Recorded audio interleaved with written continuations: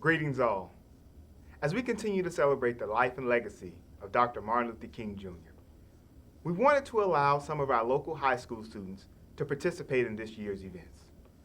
Today, our students will recite either an excerpt or an entire speech of Dr. King's for you all to hear. I hope that not only the words resonate with you, but that their delivery resonates with you as well. Please enjoy their speeches. Thank you.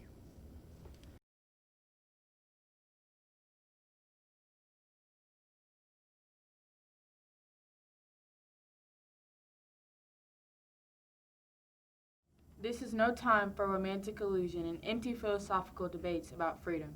This is a time for action. What is needed is a strategy for change, a tactical program that will bring the Negro into the mainstream of American life as quickly as possible. So far, this has only been offered by the nonviolent movement. Without recognizing this, we will end up with solutions that don't solve, answers that don't answer, and explanations that don't explain. And so I say to you today that I still stand by nonviolence, and I am still convinced that this is the most potent weapon available to the Negro in his struggle for justice in this country. Another thing is, I'm concerned about a better world. I'm concerned about justice. I'm concerned about brotherhood. I'm concerned about truth. And when one is concerned about that, he can never advocate violence. For through violence, you may murder a murderer, but you can't murder murder. Through violence, you may murder a liar, but you can't establish truth.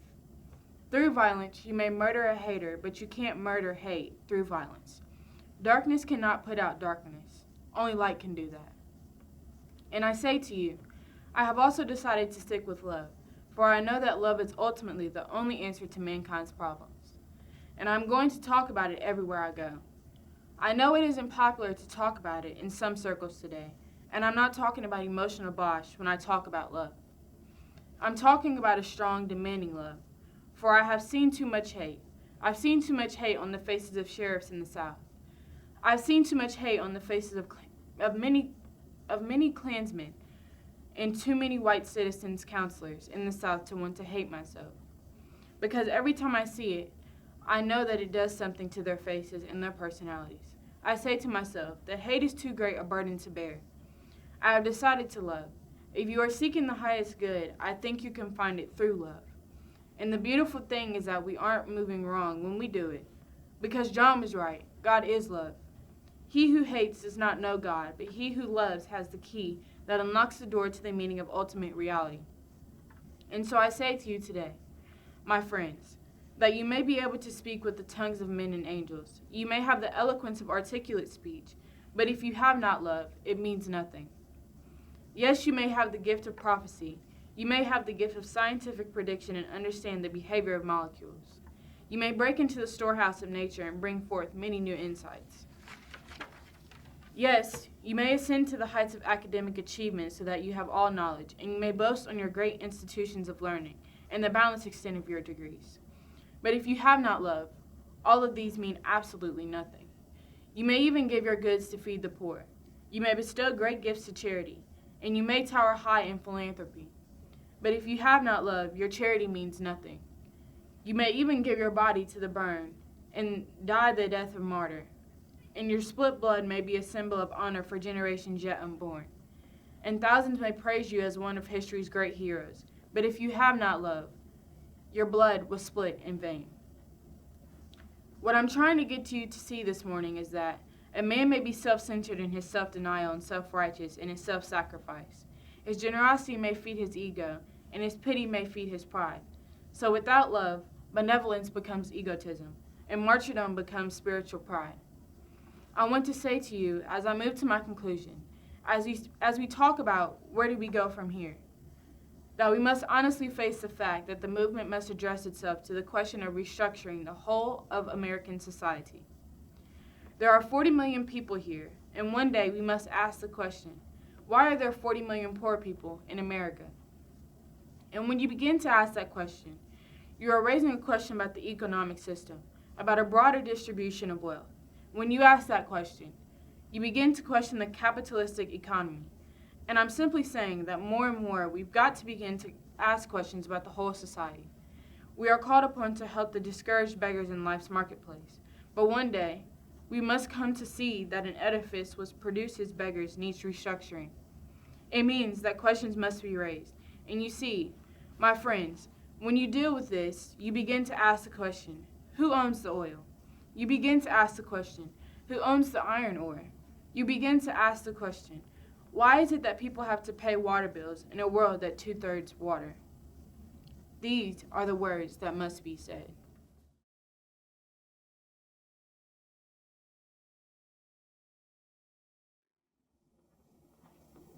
We must not seek to use our emerging freedom and our growing power to do the same thing to the white minority that has been done to us for so many years. Our aim must never be to defeat or humiliate the white man. We must not become victimized with a philosophy of black supremacy. God is not interested merely in freeing black men and brown men and yellow men, but God is interested in freeing the whole human race. We must work with determination to create a society not where black men are superior and other men are inferior and vice versa, but a society in which all men will live together as brothers and respect the dignity and worth of human personality.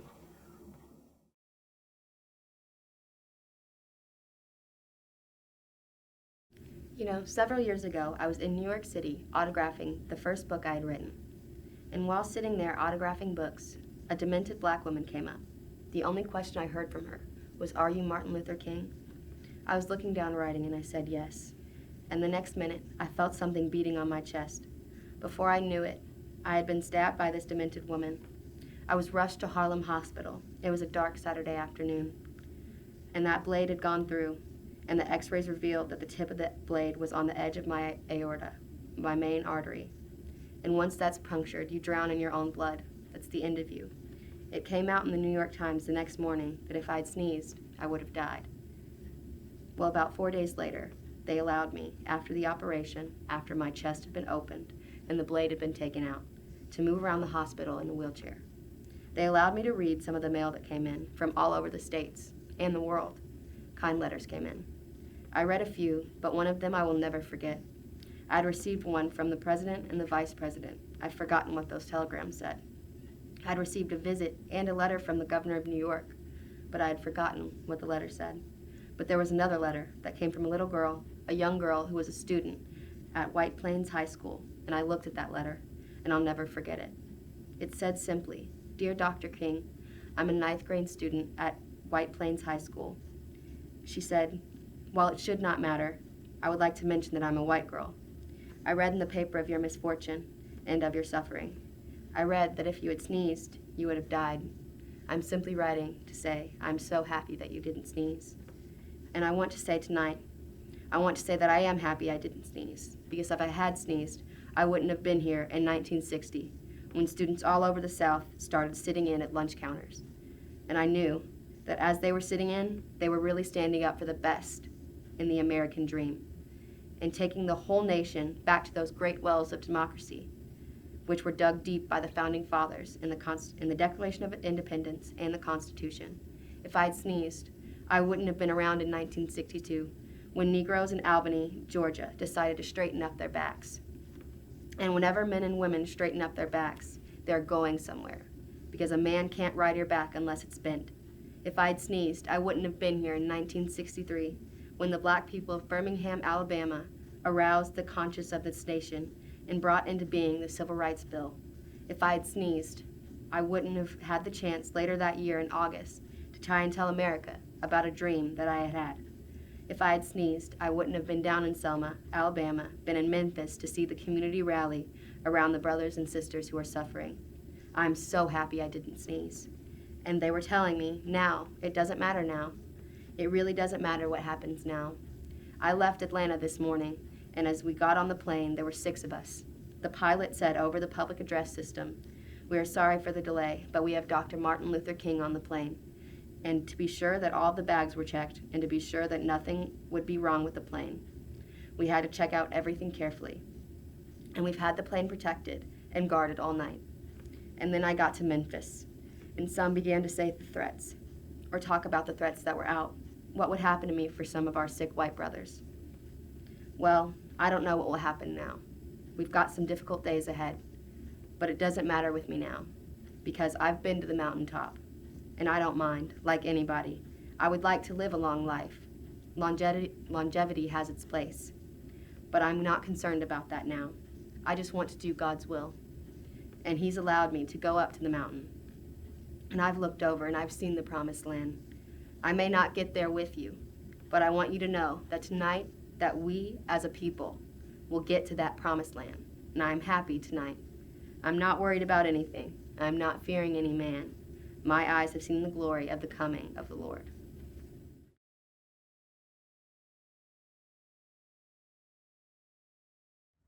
I have a dream that one day this nation will rise up and live out the true meaning of its creed. We hold these truths to be self-evident and that all men are created equal. I have a dream that one day on the red hills of Georgia, the sons of former slaves and the sons of former slave owners will be able to sit together at the table of brotherhood. I have a dream that one day, even in the state of Mississippi, a state sweltering with the heat of oppression, sweltering with the heat of injustice, will be transformed into an oasis of freedom and justice. I have a dream that my 4 little children will one day live in a nation where they are not judged by the color of their skin, but by the content of their character. I have a dream today. I have a dream that one day, down in Alabama, with its vicious racists, with its governor having his lips dripping with the words of interposition and nullification, one day, right there in Alabama, little black boys and black girls will be able to join hands with little white girls and little white boys as sisters and brothers. I have a dream today. I have a dream that every valley shall be exalted. Every hill and mountain shall be made low. The rough places will be made plain, and the crooked places will be made straight. And the glory of God shall be revealed, and all flesh shall see it together. This is our hope. This is the faith that I take back to the South with me. With this faith, we will be able to hew out of the mountain of despair a stone of hope. With this faith, we will be able to transform the jangling discords of our nation into a beautiful symphony of brotherhood. With this faith, we will be able to work together, pray together, to struggle together, to go to jail together, to stand up for freedom together, knowing that one day we will be free. And so let freedom ring from the prodigious hilltops of New Hampshire. Let freedom ring from the mountains of New York. Let freedom ring from the heightening Alleghanies of Pennsylvania. Let freedom ring from the snow-capped Rockies of Colorado. Let freedom ring from the curvaceous slopes of California. But not only there, let freedom ring from the stone mountains of Georgia. Let freedom ring from every hill and molehill in Mississippi, from every mountainside. Let freedom ring.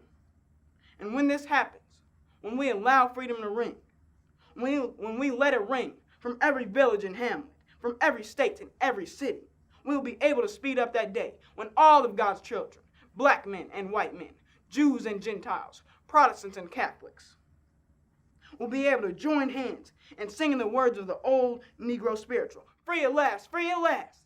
Thank God Almighty, we're free at last.